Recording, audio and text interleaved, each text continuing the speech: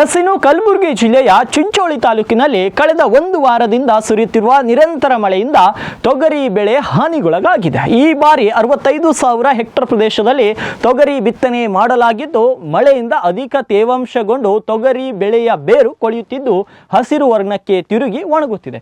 ಈ ಹಿನ್ನೆಲೆಯಲ್ಲಿ ಕಲ್ಬಾವಿ ಗ್ರಾಮಕ್ಕೆ ಭೇಟಿ ನೀಡಿದ ಕೃಷಿ ಇಲಾಖೆಯ ಸಹಾಯಕ ನಿರ್ದೇಶಕ ವೀರಶೆಟ್ಟಿ ರಾಥೋಡ್ ಅವರು ಒಣಗಿದ ತೊಗರಿಗೆ ಏನು ಮಾಡಲು ಸಾಧ್ಯವಿಲ್ಲ, ಆದರೆ ಇನ್ನೂ ಹಾನಿಯಾಗದ ಗಿಡಗಳಿಗೆ ಎಂಡೋನಿಲ್ ಹಾಗೂ ನೇನೋಗಿರ್ 2.5 ml ಪ್ರತಿ ಲೀಟರ್ ನೀರಿಗೆ ಬೆರೆಸಿ ಸಿಂಪಡಣೆ ಮಾಡಬೇಕು ಅಂತ ರೈತರಿಗೆ ಸಲಹೆಯನ್ನ ನೀಡಿದ್ದಾರೆ.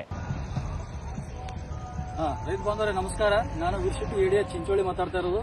ಮತ್ತೆ ನಮ್ಮ ಕೃಷಿ ಅಧಿಕಾರಿ ಇಮ್ರಾನ್ ಅಲ್ಲಿ ನಾವು ಈ ಒಂದು ಕಲ್ಬಾವಿ ಗ್ರಾಮಕ್ಕೆ ಬಂದಿದ್ದೀವಿ. ಕಳೆದ ಒಂದು ವಾರದಿಂದ ನೋಡ್ತಾ ಇದ್ದೀವಿ, ಮಳೆ ಕಂಟಿನ್ಯೂ ಆಗಿದೆ. ಅದರಿಂದ ಏನಾಗಿದೆ ಅಂತ ಅಂದ್ರೆ ಈ ತೊಗರಿ ಸಾಲ್ಗುಂಟ ಒಣಗ್ತಾ ಇದೆ, ತಾವು ನೋಡ್ತಾ ಇರಬಹುದು.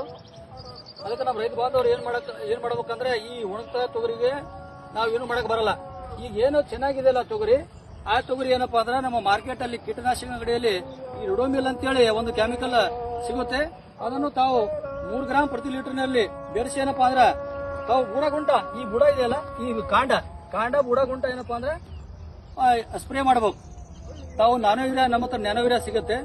ನ್ಯಾನೋವಿರಾ 200 ml ಮತ್ತೆ ರಿಡೋಮಿಲ್ ಏನಪ್ಪಾ ಅಂದ್ರೆ 3 ಗ್ರಾಂ ಪ್ರತಿ ಲೀಟರ್ನಲ್ಲಿ ಬೆರೆಸಿ ನಾವು ಈ ಬುಡದ ಸುತ್ತ ಸ್ಪ್ರೇ ಮಾಡಬೇಕು. ಮತ್ತೆ ಮ್ಯಾಲಿಂದ ಕೆಳಗತನೂ ಮಾಡಬಹುದು, ಯಾಕಂದ್ರೆ ಬೆಳೆ ಚೆನ್ನಾಗಿದೆ.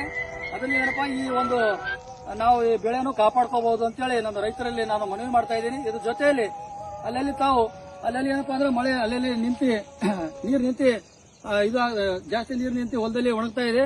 ಅದರಿಂದ ತಾವು ನೀರನ್ನು ಕೂಡ ಬಸಿಗಾಲಿ ಮುಖಾಂತರ ಹೊರಗಡೆ ಹಾಕಿ ಅಂತೇಳಿ ಎಲ್ಲಾ ರೈತರಿಗೆ ಮತ್ತೊಮ್ಮೆ ಮನವಿ ಮಾಡುತ್ತಾ ತಾವು ಈ ಒಂದು ಅನುಕ್ರಮವನ್ನು ವಹಿಸಬೇಕಂತೇಳಿ ನಮ್ಮ ರೈತರಲ್ಲಿ ಮನವಿ ಮಾಡ್ತಾ ಇದ್ದೀನಿ. ಧನ್ಯವಾದ.